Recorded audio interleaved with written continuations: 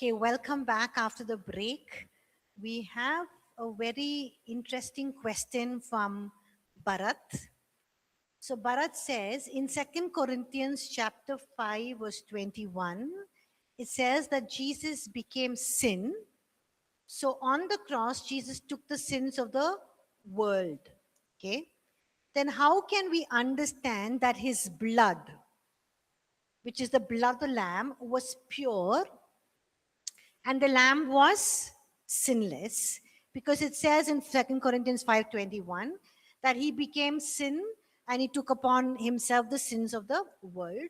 So how can we understand that his blood was pure and the lamb was sinless? Because for the Passover lamb, it needed to be a lamb without blemish.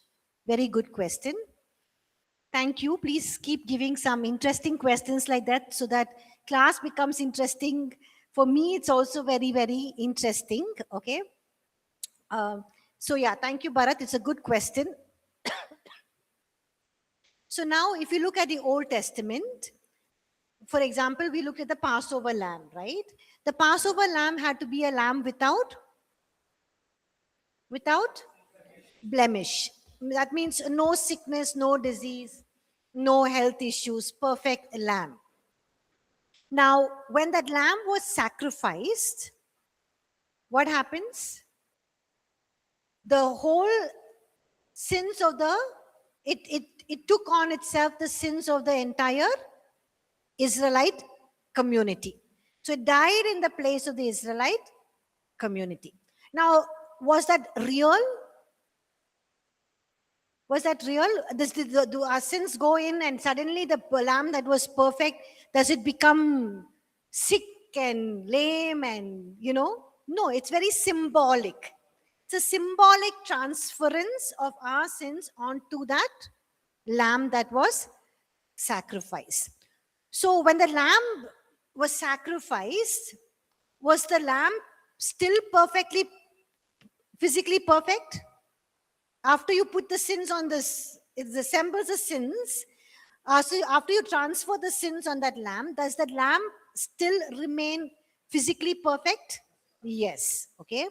But now that lamb is symbolically carrying the guilt of or the sins of the people, right? That's exactly what happened even in the case of Jesus Christ. Okay. So we see in the life of Jesus Christ, where it says, he made him who knew no sin to become sin for us. Okay. So he made him who knew no sin. Who is the person who knew no sin? Jesus. Okay. So he knew no sin, but he became sin for us. It does not mean that Jesus became sinful in his nature. It does not mean that he became morally corrupt. It does not mean that he lost his purity. If it happened that ways, it would contradict what says that he who knew no sin became sin for us. Okay, 1 John chapter 3 verse 5. So he became sin means he became a sin offering. Like that lamb. It was perfect, but symbolically the sins of the world was of the Israelite community was transferred on that lamb. But once the sins of the Israelite community was transferred on that lamb, does the lamb become physically sick? No, it still stays perfect. Okay. The same way, Jesus, who knew no sin, became sin. That means he became a sin offering. On behalf of our sin, he became that sacrifice or that offering, and he took the legal guilt and penalty of sin upon himself. So the language what we are looking at here is he took our place, substitutionary sacrifice. He took our place and he represented us. He was perfect, but he represented us. It does not mean there was a transformation of his nature. Does not mean when our sins were kept upon him that his nature became sinful. No, it just that he represents us and, he took our place. If it meant that it would transform his nature, then he could never take away our sins, because only a sinless person can take on the sins of this world. So the difference is that sin was placed on him, right? Not that sin was produced in him.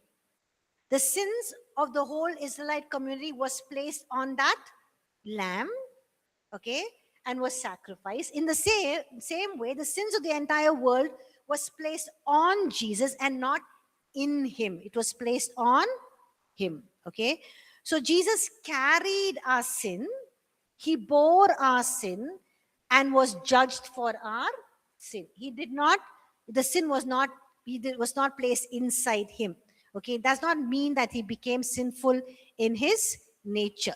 He bore our sin, but he did not become a sinner. If he become a sinner, can he die in our place? No, he cannot be the substitutory sacrifice, and he cannot represent us. Okay, so Jesus remained holy, he remained undefiled, he remained as a spotless Lamb of God, and that's why his sacrifice was accepted by God. But if his nature had become sinful, then no longer he would qualify as that sacrifice, and we would actually need another savior and somebody also to save Jesus for, taking on our sin inside him. Okay, so just like his righteousness has been, we have been clothed by his righteousness has been put into our account. In the same way, our sin was put on Jesus, was credited on him. That means he just stood in our place, he took our place. Okay, so I hope that helped. Bharat, good question. Okay, yeah. Okay, keep coming up with such good questions, it will help all of us. Okay, so we were looking at the what sacrifice? The daily sacrifice. And I said daily sacrifice meant two things. It meant daily atonement, that means daily covering up of sin. And also it meant daily consecration. So daily atonement is when, the sacrifice was made, it covered up the sins of the entire Israelite race, and the animal died in substitution. It was a substitutionary sacrifice. The animal died in our place. So, what do we learn from this? We learn that sin required everyday payments. There was everyday payment for sin, and atonement had to be continually maintained. That means sin had to be covered continually. Okay, and it had to be maintained continually. So this shows the seriousness of sin in God's sight, that it had to be covered, had to be continually maintained. And it also talks about not only the seriousness of sin, it also talks about the persistence of sin. What's the meaning of persistence of sin? When we say sin is persistent, means what? Endless, it continues. Okay, and there is, sin is very determined, our flesh is very determined to sin. Okay, so we see that the daily sacrifice means two things. The first one is daily atonement. It also means daily consecration. So what is consecration? So there was not just the lamb that was sacrificed, okay, but if you see, that lamb that was sacrificed had to be completely consumed on the altar. Nothing had to be left behind of that lamb. It had to be completely consumed. That means what? That means it symbolizes total surrender to God. That means the Israelite community had to totally surrender to God. Nothing of that animal had to be left. Everything had to be burnt up. That signifies that God requires daily total surrender of the Israelite people, daily total surrender of us. So it teaches us that there should be no partial devotion, no occasional commitment, but a life that is fully given to God daily. Total surrender, total commitment, total yielding of our lives. Okay. Now, if you look at verse 41. The last part of that verse, what does it say? Verse 41. The sacrifice is how is it to God? The sacrifice? A sweet aroma, yes. The sacrifice or that offering is a sweet aroma to the Lord. What does it mean, sweet aroma? Okay.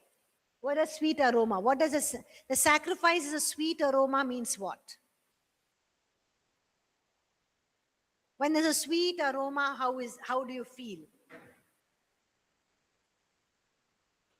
It's very pleasing, right?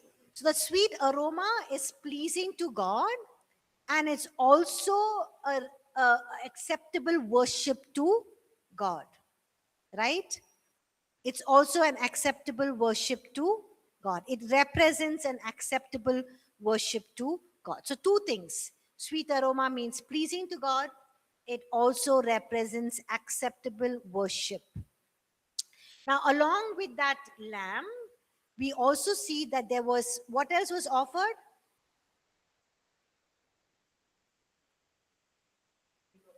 Huh? What else is offered? Look at, Drink offering. yeah, grain offering and Drink. drink offering. What was a grain offering?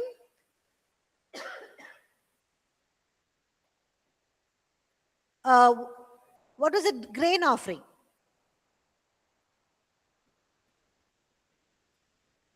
What is a grain offering? Yes, it was flour, right? An ephah of flour. And what was a drink offering? Wine, and also, the grain offering was flour, oil, and wine was a drink offering. So these were bloodless offerings. Okay. The flour, the oil, and the wine was bloodless offering. And what do they represent? Okay. The grain offering often came from the first fruits of a person's labor. First fruits of person's labor, the grain offering, they make grain offering. Yes or no? Harvest, the first grains are given to God. So the first fruits of a person's labor. And this speaks of offering your work, offering your resources, and offering your daily life. So God is saying, when you offer this flour, this grain offering, it is actually you are consecrating your work, you're offering your work, you're offering your resources, all that you have, and you're offering your daily life to me. Okay? So the lamb was the atonement that dealt with sin, and the grain and the wine that was offered was actually consecration, a life that is surrendered to God. Okay? Now we see that this sacrifices was repeated every day. Why was it repeated every day? Why was the sacrifices repeated every day? Yes, because sins had to be covered, okay? And the sacrifices that were made could not remove the sin permanently. It was only temporarily, okay? Or it was not able to remove the sin completely. That is why the morning sacrifice happened again tomorrow, and the evening sacrifice again happened tomorrow, and it never ended, okay?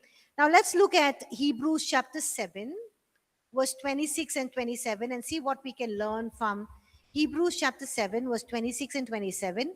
Can somebody read that, please? For such a high priest was fitting for us, who is holy, harmless, undefiled, separate from sinners, and has become higher than the heavens, who does not need daily, as those high priests, to offer up sacrifices, first for their own sins and then for the people's.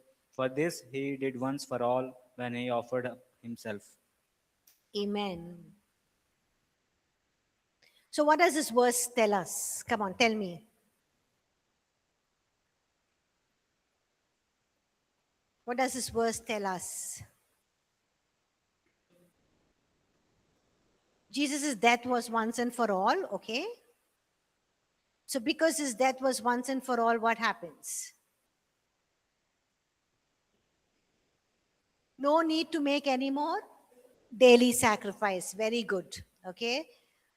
So the priests don't have to offer any more daily sacrifice because what? Why don't we have to offer any more daily sacrifice? Why?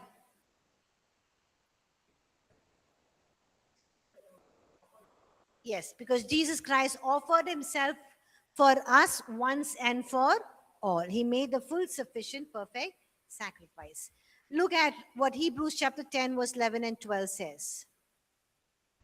And every priest stands ministering daily and offering repeatedly the same sacrifices, which can never take away sins. But this man, after he had offered one sacrifice for sins, forever sat down at the right hand of God. Amen. So what does it say here? The priest offered what sacrifices is talking about here? Daily sacrifices. And what is it saying? He did repeatedly. And what could, even though it was done repeatedly, what was the result? Huh? It could never take away the sins.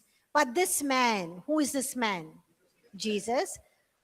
When he had offered one sacrifice, that word one sacrifice for sins forever, what did he do? Sat down at the right hand of God. Why did he sit at the right hand of God? Why did he sit at the right hand of God? Okay, so what does that mean? He sat on the right hand of God means what? It's done, it's complete. The work is done, work is finished, what Jesus had to do, and he takes back his place of honor and authority that he had. Okay, so here we see the fulfillment of this morning and the evening sacrifice in the final lamb. Who's the final lamb? Jesus. Okay, so here in Hebrews chapter 7, verse 26 and 27, and Hebrews chapter 10, verse 11 and 12, we actually see the powerful contrast here of the Old Testament morning and evening sacrifice. We see a powerful contrast here in the New Testament. Jesus is holy,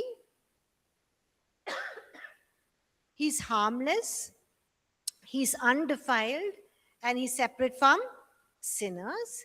And because he made the full sufficient sacrifice, therefore, he does not need to offer any more sacrifices daily. Okay. Now look at what the priest had to do. Look at Hebrews chapter 10, verse 11 and 12, and tell me what the priest had to do. Huh? They offer the sacrifices daily. Okay. What else?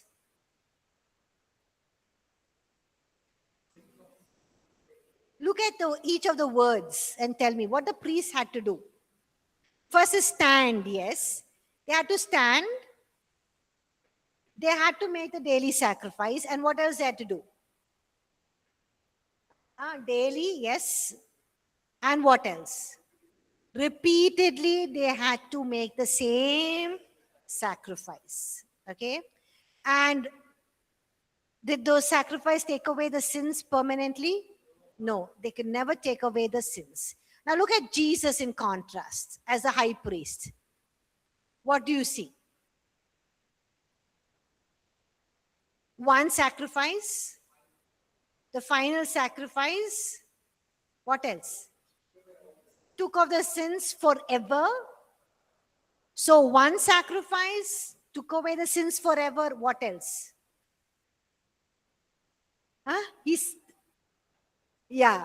Old Testament, still standing. New Testament, Jesus, what did he do? Sat.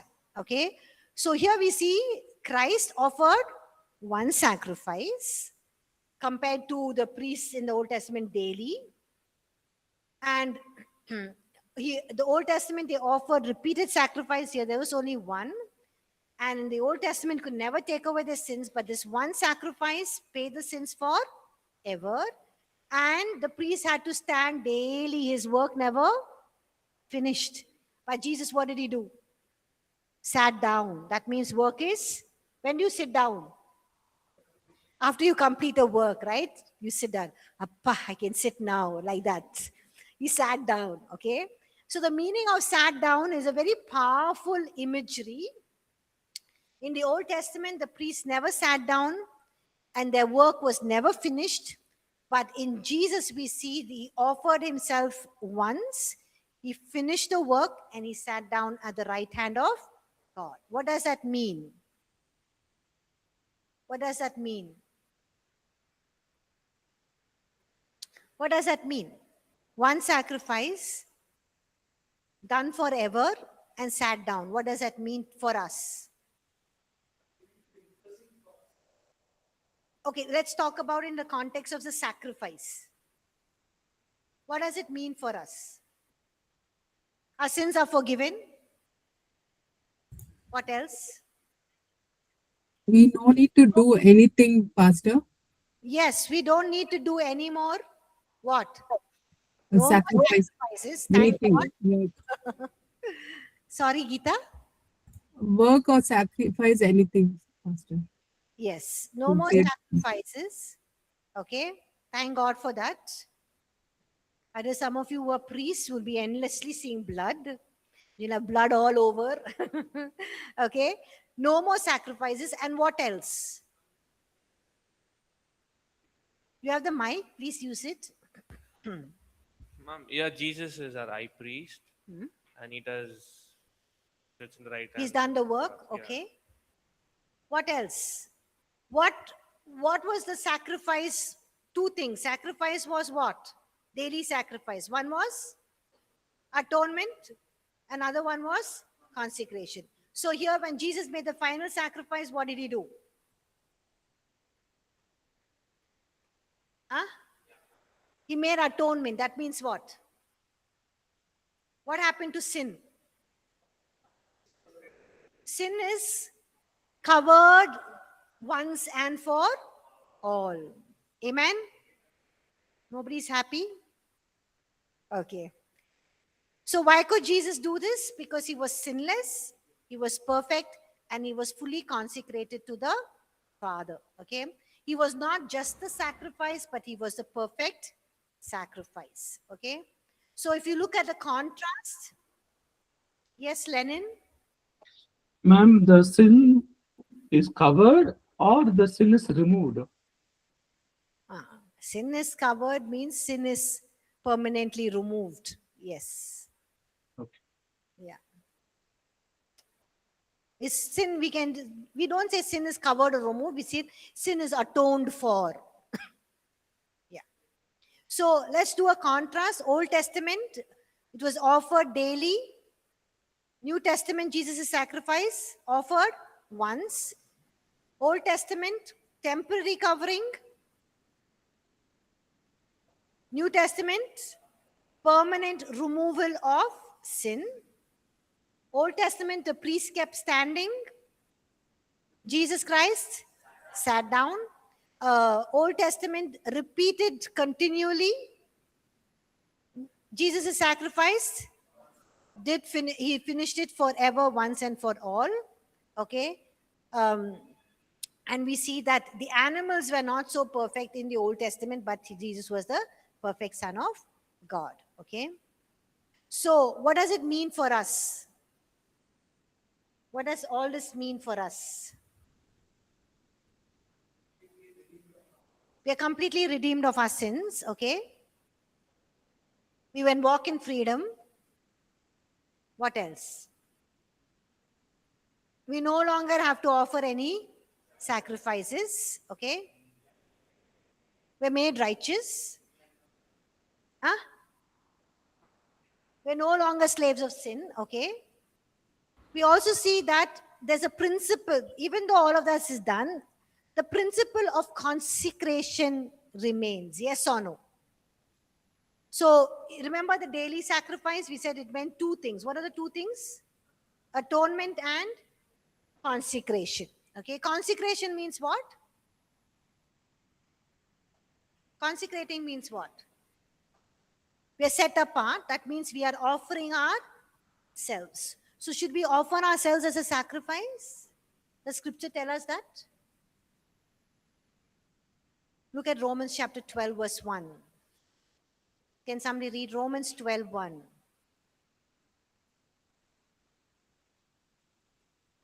What does Romans 12, 1 say?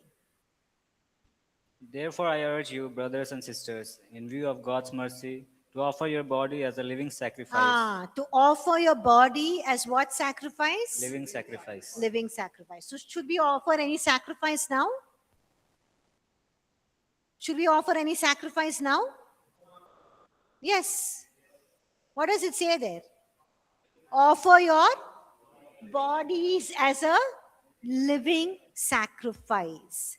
So do we offer a sacrifice even today? Yes. What do we offer? Our bodies. And we're not offering dead sacrifices, a living sacrifice, a living life that is totally surrendered and consecrated to God. That means, what does it mean, offer your bodies as a living sacrifice to God?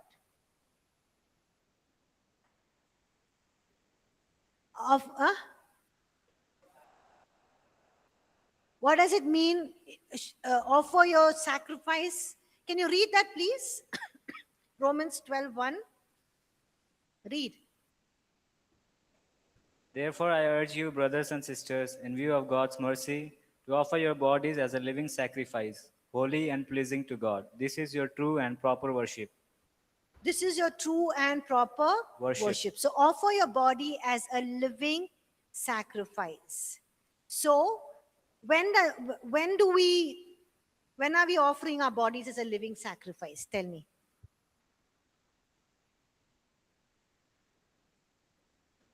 When we don't sin, Pastor. Yes.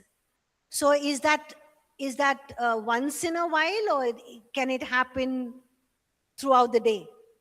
Throughout the days. Throughout the day, yes.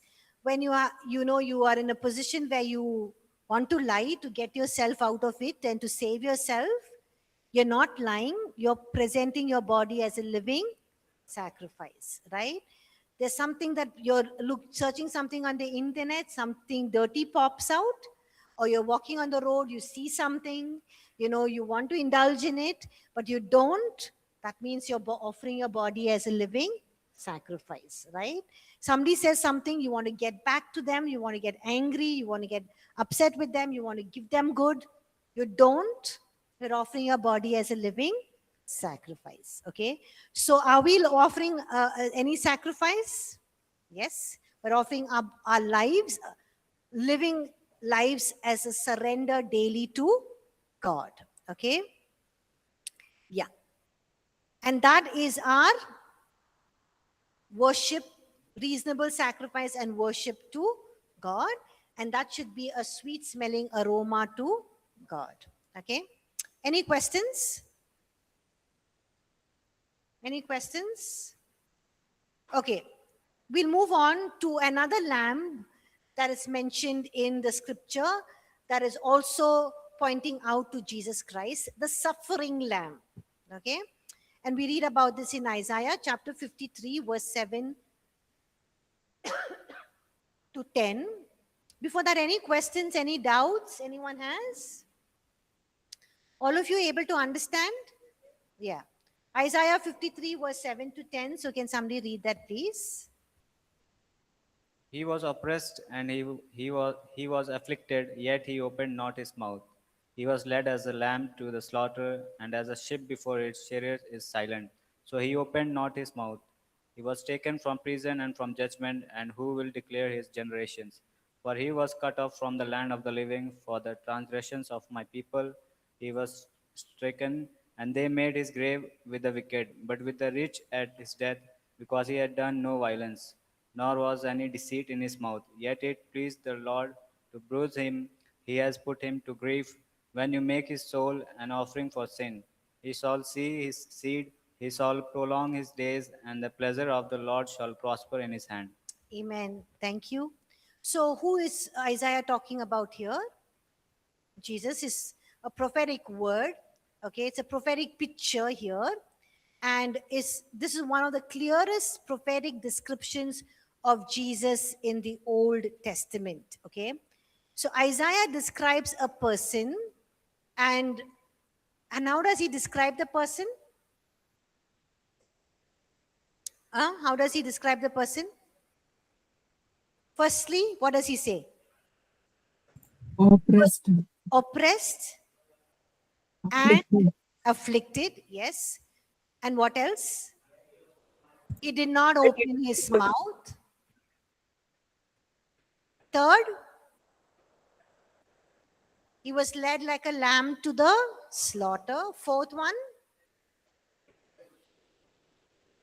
yes, he was silent. What else? He was cut off from the land of the living. That means he was killed. And what else? He suffered not for himself, but for others. Okay. So this is not just Christ's suffering, it's a substitutionary suffering. He suffered on behalf of us. For the transgressions of my people, he was stricken. Okay. Now look at the nature of the lamb there. Okay. So what was the nature of the lamb here? Huh? What is the nature of the lamb? Suffering lamb, okay. What else? How was the suffering lamb? What's the nature? Silent, yes. Huh? No violence. Willingly submissive, giving himself. He did not open his mouth. Look at Isaiah emphasizes this twice. He opened not his mouth. That means what? He was silent. What else? Huh? Did not retaliate. Did not protest, yes. No resistance. No self-defense. Yes. So do we see this in fulfillment in Christ? Yes. Where do we see it? Look at 1 Peter chapter 2, verse 21 to 24. So can somebody read that, please? 1 Peter chapter 2, verse 21 to 24. Chapter 2, 21 to 24.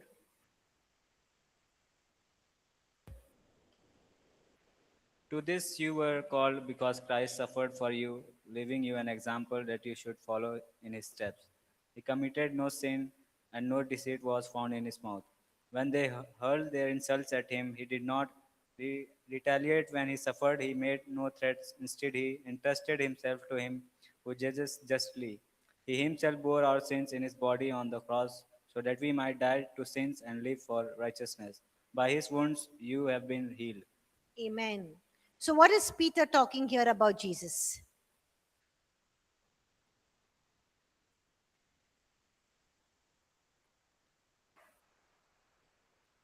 He committed no sin. What else? No deceit was found in him. What else? Huh? Sorry, dear. No? Okay, okay. What happened? When he was detested, he was hated, what did he do? He did not return back. When he suffered, he did not give any. Look at that. He did not threaten, okay? And what did he do? Just willingly committed himself to those who judge, to he who judges righteously, okay?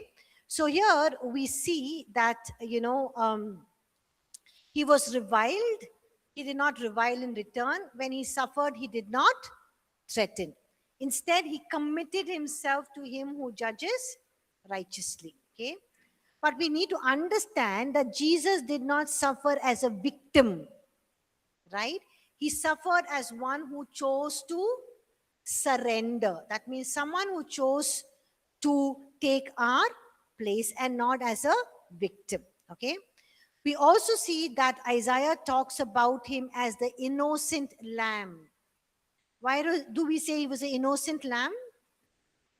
From Isaiah, what are the phrases that talk about him being the innocent lamb? He was sinless, okay? Look at Isaiah.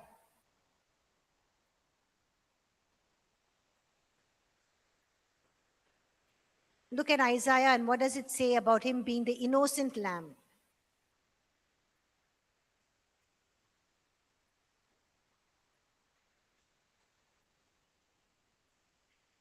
Do you read, he had done no violence? Yes. Nor was any deceit in his mouth. So that means, was he innocent? Yes. Now look at 1 Peter chapter 2, verse 22. What does it say about him being innocent?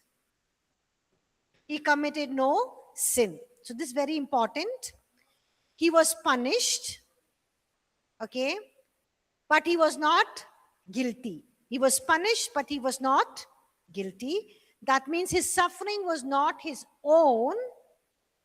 His suffering was not his own sin, but is entirely for us. His suffering was entirely our sin. Okay. Now look at the purpose of his suffering. What does Isaiah 53 say? What is the purpose of his suffering? Verse 10. Isaiah chapter 53, verse 10. What does it say? Huh?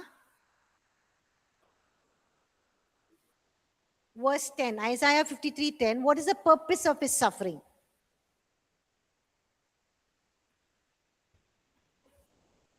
He shall see his sin. What is the purpose of his suffering? Isaiah 53:10.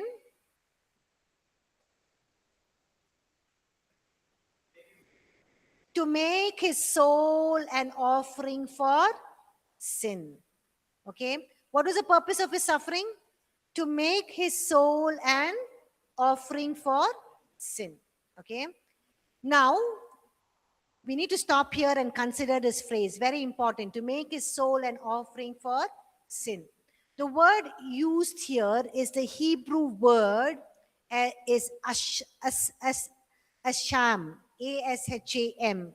It means guilt offering or trespass offering. When it says he made his soul an offering for sin, the Hebrew word is asham, which means guilt offering or trespass offering. So this is not a general sacrifice that he made. This is a very specific sacrifice that he made. So it's very important. When it says he made his soul an offering for sin, it's very, very important, because here it's not just any offering, but it is a specific offering. What is that specific offering? He was a guilt offering and a trespass offering. Now, what is trespass offering? We look at trespass offering in Leviticus chapters 5 and chapter 6. So, I'll explain to you what is trespass offering that is mentioned in Leviticus chapter 5 and chapter 6. When is a trespass offering required? Now, trespass offering is required when someone has violated God's law. Okay? When someone has violated God's law, that means someone has broken God's law or gone against God's law. And also trespass offering is offered when somebody has wronged another person. When you do harm to another person, when you wrong another person, you have to give a trespass offering. Okay. So this trespass of wrong another person means you would have got angry with him and just pushed him. You would have fallen, he or she would have fallen and, got a fracture in the hand or a leg. So you have to make a trespass offering. Or you got so angry that you kicked their dog or their donkey or their sheep, and you took their sheep and just took it and hit it on the ground and it died. You have to make a trespass offering. So trespass offering is made when you violated God's law, when you've broken God's law, you have sinned. Also when you wronged another person. And this trespass offering requires two things. It requires sacrifice. You have to make a sacrifice. That means you have to make an atonement for your sin. You have to make a sacrifice to cover your sin, atonement for your sin. Also, restitution. That means you have to prepay the lost damage. Right? So, for in case you get angry with your neighbor because they're constantly screaming or shouting at you, and you cannot do anything to them, you push their donkey into the pit. The donkey dies, or the donkey is hurt. You have to make restitution. That means you have to buy another donkey and give it to them, or you need to pay them. So here, trespass offering is not just about forgiveness. So when Jesus made his soul as an offering for sin, it is talking about guilt offering and trespass offering. And when you make the trespass offering, it involves two things. It involves sacrifice, that means making an atonement to cover up your sin, and also restitution, that means repaying for the lost damages. So when Jesus became an offering or offered himself, it was not just about forgiveness of sins, but his sacrifice was also to make things right. Make things right between God and man. So it was not just about forgiveness of sins, it was also about making things right. Are you able to understand? Very important, okay? So it was Jesus who was making things right. So Jesus did not just take on our punishment for our sin, which is death, but he also paid the debt. That means he made a restitution, repayment. There was a debt for our sin. What does that mean? Sin is not only rebellion against God, but sin is also violation, violating God's holiness, his standard. Okay, we have violated God's holiness, we have broken his law, and because of that, we have incurred guilt upon ourselves. And God's justice requires repayment. Okay, so sin does not mean just forgiveness of our sins, but also repayment for the sins that we have done. I'm going to repeat that again. Okay. So here when he says, he made his soul as an offering for our sin, in Isaiah chapter 53 verse 10. If you look at the Greek word for offering, it is asham, and asham means trespass offering. Trespass, Trespass, trespass offering. So it means trespass offering, and it also means guilt offering. Okay. Now, what is trespass offering? We read about this in Leviticus chapter 5 and chapter 6. Trespass offering is an offering when you make an offering when you have violated God's law. Violated means you've broken God's law, you've gone against his holiness, his standard, his requirement. Trespass offering also means when you have wronged somebody else. You've done some wrong to another person, you have to pay them. So the offering requires two things. It requires a sacrifice. The sacrifice would make the covering for your sin, the atonement for your sin. It covers up your sin. Also, it requires restitution. Restitution means you have to repay for the lost damages, for the damages that you have made to that person. You have to repay them. So when Jesus offered his soul as an offering, it means he did not just die on the cross to bring about our forgiveness, but he also made the sacrifice to make things right between God and man. That means he made restitution. So Christ became our trespass offering. So what does it mean by Christ became our trespass offering? That means Jesus did not just take on the punishment for our sins, but he also paid the debt for our sin. So what does it mean? sin is not only rebellion against God, but sin is also violating God's holiness, breaking his law, incurring guilt in our lives. And justice requires repayment. That means we have to repay God. There's a debt for our sin. Okay. So we could not pay it. Okay. In the Old Testament, we see the person who had sinned had to restore what was lost. They had to add the compensation.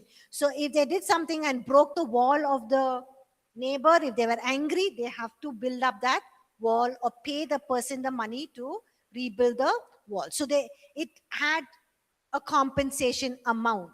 But when you look at it spiritually, we could never repay God for our sins, right? So what did Christ do? He became our trespass offering. That means he not only paid for our, brought about forgiveness for our sins, but he also paid in full what we could not pay for our sins. Okay. So Jesus did not just cancel the penalty for our sin, but he also satisfied the debt of our sin. Okay. So that is why it says it pleased the Lord to bruise him. Okay. So this is one of the most important lines. It pleased the Lord to bruise him. So who's the Lord here? It pleased the Lord to bruise him means who's the Lord here? God the Father, ma'am. God the Father. Yes, it pleased God the Father to bruise him means what? Who is the him? Yes. It pleased the Father to bruise him means it pleased the Father to bruise Jesus Christ. It does not mean that God enjoyed seeing the suffering of his son on the cross. Okay. It means it was God's will and plan, and it was necessary for our redemption. Okay. It means that it was just God's will and plan, and it was necessary for our redemption. So the cross was not an accident, it was a divine purpose. And Christ suffered for us, not just for our forgiveness of our sins, but also he had to pay the debt for our sin. So the debt for our sin was paid once and for all, right? Because justice requires payment of debt. Yes or no? So if you look at any court case, they will say you have to pay so much, so much, so much. Even if you're put into prison, you say you'll have to pay so much to that person. Yes or no? There's a debt for the wrong that we do. Okay. Okay, we'll stop here. We'll continue looking at a few more of these things next week. Any questions? Yes. Please take the mic. Ma'am, this word trespass offering, and this word trespass is, when a restricted area has been, somebody intrudes. Does it have the same meaning? Yes. Trespass means you're not supposed to, and you violated that law, and you've entered in. You've done what you shouldn't be doing. Yes. Yeah. Any questions? You're able to understand? Yes. Okay. So we finished chapters, assessment for chapters 1 to 4. We'll do assessment for chapters 4 to 8. Okay, because we finished 8. I will post in the stream page when we can have. So online students, you please respond, and I will also let the in-person students know. Okay. Thank you everyone for joining class. Have a blessed day and a week ahead. God bless you all. Thank you.